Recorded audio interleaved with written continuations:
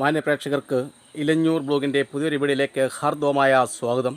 പ്രിയമുള്ളവരെ, ഇന്ന് ഞാൻ ബഹുമാനപ്പെട്ട പ്രേക്ഷകരുമായി പങ്കുവയ്ക്കുന്നത് നിരവധി ആളുകൾ, പ്രത്യേകിച്ചും നമ്മുടെ പ്രേക്ഷകർ തന്നെ വാഴക്കൃഷിയെപ്പറ്റി ഒട്ടനവധി സംശയങ്ങൾ എന്നോട് ചോദിച്ചിട്ടുണ്ട്. അതിലെ ഏറ്റവും പ്രധാനപ്പെട്ട ഒരു ചോദ്യത്തിനുള്ള മറുപടിയാണ് ഇന്ന് ഞാൻ ബഹുമാനപ്പെട്ട പ്രേക്ഷകരുമായിട്ട് പങ്കുവയ്ക്കുന്നത്. അപ്പം ആ ചോദ്യം, വാഴ നട്ട് അത് കിളിച്ചു വരുന്നുണ്ടെങ്കിൽ കുറച്ച് ഒരു വളമൊക്കെ ചെയ്തതിന് ശേഷം അതിൽ വിത്തുകളുണ്ടാകും, തൈവാഴകൾ അതിലുണ്ടാകും.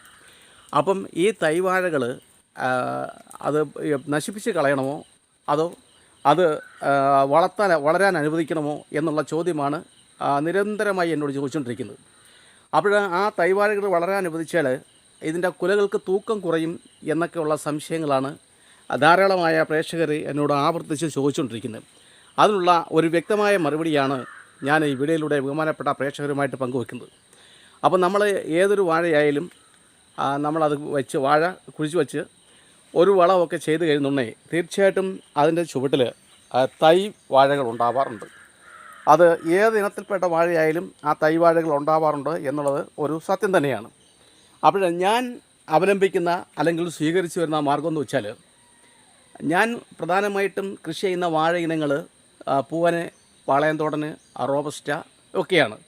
അപ്പോൾ ഈ വാഴ ഇനങ്ങളിൽ ഞാൻ വെച്ച് ആ വാഴ പിന്നെ തൈകൾ, ആ വാഴയിലുണ്ടാകുന്ന തൈകൾ 1 മുതൽ 4 വരെ തൈകൾ ഞാൻ അതിൻ്റെ ചുവട്ടിൽ നിർത്താറുണ്ട്. എന്ന് മാത്രമല്ല, നല്ല രീതിയിൽ അതിൻ്റെ ചുവട് ഇളക്കി മണ്ണിളക്കി കൊടുക്കുകയും അതുപോലെ തന്നെ ക്രമമായ രീതിയിൽ, അതായത് നിയന്ത്രിതമായ രീതിയിൽ ജൈവവളം ചേർത്ത് കൊടുക്കുകയും ചെയ്യുന്നുണ്ട്. അതിൻ്റെ ഫലമായിട്ട് ഈ തള്ളവാഴ, നമ്മൾ ആദ്യമായി വയ്ക്കുന്ന ഈ വാഴ കുല വരുമ്പോൾ വിത്തുകൾ ഏതാണ്ട് അര വാഴയോളം ആയിരിക്കും എന്നുള്ളതാണ് സത്യം. വീണ്ടും നമ്മൾ ഇതിന് വളം ചെയ്തുകൊണ്ടേ ഇരിക്കുകയാണ്. അങ്ങനെ നമ്മൾ വളം ചെയ്തുകൊണ്ടിരിക്കുന്നുണ്ടെങ്കിൽ ആ കുലകൾക്ക് നമ്മൾ പ്രത്യേകമായി ചെയ്യുന്നു വെച്ചാൽ ജൈവവളങ്ങളാണ് ചെയ്യുക. ജൈവവളം എന്ന് പറയുന്നുണ്ടെങ്കിൽ പിണ്ണാക്ക് വളങ്ങൾ, ഇലവൊടി, ചാമ്പൽ അഥവാ വെണ്ണീർ. അപ്പോൾ ഇതൊക്കെയാണ് നമ്മൾ സാധാരണ ചെയ്യുന്നത്. പിന്നീട് നമ്മൾ തന്നെ സ്വന്തമായി തയ്യാറാക്കിയ NPK, ലായനി വളങ്ങൾ, ഇതൊക്കെയാണ് നമ്മൾ ചെയ്യുന്നത്. അപ്പോൾ ഇതിൻ്റെ ഫലമായിട്ട് ഈ കൊല വിളയുന്നതോടൊപ്പം തന്നെ, അതായത് ആദ്യം നമ്മൾ വെച്ച വാഴയിൽ നിന്ന് ഉണ്ടാകുന്ന കുല വിളയുന്നതോടൊപ്പം തന്നെ ഇതിൻ്റെ ചുവട്ടിൽ വരുന്ന വിത്തുകളും കൂടെ നല്ല വളർച്ചയിലെത്തും. അവർ 3 വിത്തുകളൊക്കെയാണ് നമ്മൾ നിർത്തുന്നതെന്ന് വെച്ചാൽ ആ വിത്തുകൂടെ വളർന്നു വരും.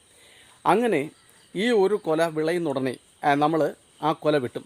ആ കൊല വെട്ടുന്നുടനെ ഇതിൻ്റെ ചുവട്ടിൽ ഉണ്ടായിരുന്ന വിത്തുകൾ ഏതാണ്ട് നല്ലൊരു വളർച്ചയിൽ എത്തിച്ചേരും.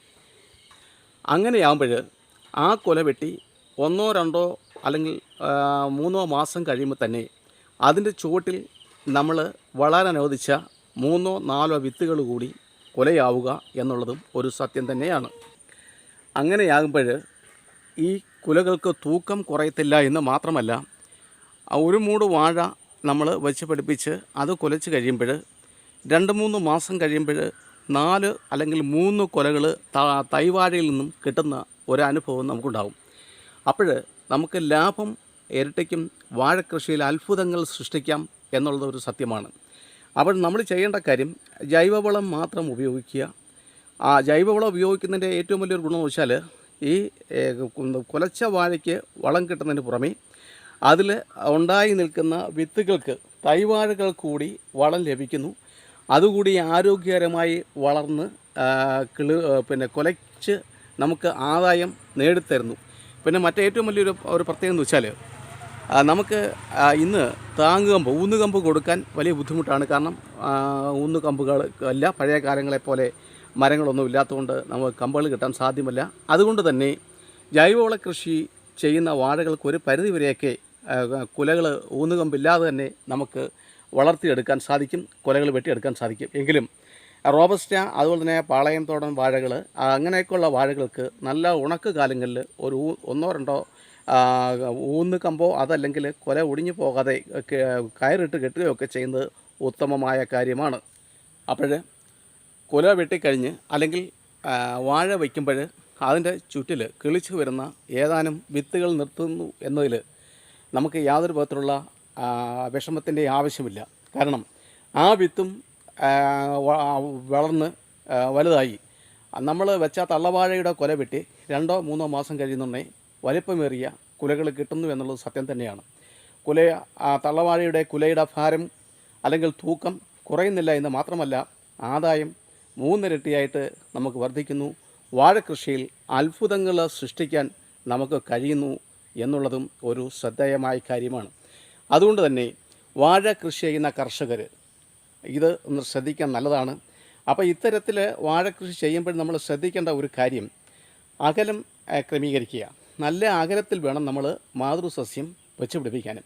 അങ്ങനെ മാതൃസസ്യം നമ്മൾ വെച്ച് പിടിപ്പിക്കുകയാണെങ്കിൽ ഒരു 4 വർഷം വരെ നമുക്ക് ആ ഒരു മാതൃസസ്യത്തിൽ നിന്നും വിവിധങ്ങളായ ആദ്യത്തെ പ്രാവശ്യം കിട്ടുന്ന വിത്തുകൾ, അതിൽ നിന്നും വീണ്ടും 4 വിത്തുകൾ നിർത്ത്, അങ്ങനെ പെട്ടെന്ന് ഒരു 4 വർഷത്തോളം ആദായം എടുക്കാൻ സാധിക്കുന്നു എന്നുള്ളതാണ് സത്യം. പ്രധാനമായിട്ടും ഇങ്ങനെ കൃഷി ചെയ്യുന്നത് പൂവൻ വാഴ, പാളന്തോടം വാഴ, റോബസ്റ്റ വാഴ, ഞാലിപ്പൂവൻ വാഴ, ഇങ്ങനെയൊക്കെയുള്ള വാഴകളാണ്. നേത്രവാഴ കുറേ കൂടി സംരക്ഷണവും അതുപോലെ തന്നെ വളപ്രയോഗ രീതികളും ചെയ്തു കൊടുക്കേണ്ട എന്ന് മാത്രമല്ല, രോഗകീടബാധകൾ കൂടുതലായി കണ്ടുവരുന്നതിനാൽ വളരെ ശ്രദ്ധയോടുകൂടി പരിപാലിച്ചാൽ മാത്രമേ നേത്രവാഴ ഇത്തരം രീതിയിലൂടെ വിജയിക്കുകയുള്ളൂ. കാരണം അതിൻ്റെ മാണപ്പുഴു ആക്രമണം വളരെയധികം കൂടുതലാണ്. മാണപ്പുഴു ആക്രമണം തടയാനുള്ള വിവിധങ്ങളായ ജൈവ ലായനി വളങ്ങൾ നമുക്ക് ഉണ്ടാക്കിയെടുക്കാൻ സാധിക്കും. അത് മറ്റൊരു വീഡിയോയിലൂടെ ഞാൻ ബഹുമാനപ്പെട്ട പ്രേക്ഷകരുമായിട്ട് പങ്കുവയ്ക്കുന്നതാണ്. ഇത്തരത്തിൽ വാഴക്കൃഷി പരിശീലിക്കുകയാണെങ്കിൽ അല്ലെങ്കിൽ ഒന്ന് പരീക്ഷിക്കുകയാണെങ്കിൽ നമുക്ക് നല്ല ആദായം ഉണ്ടാക്കിയെടുക്കാൻ പറ്റുന്ന ഒരു കൃഷിയാണ് വാഴ.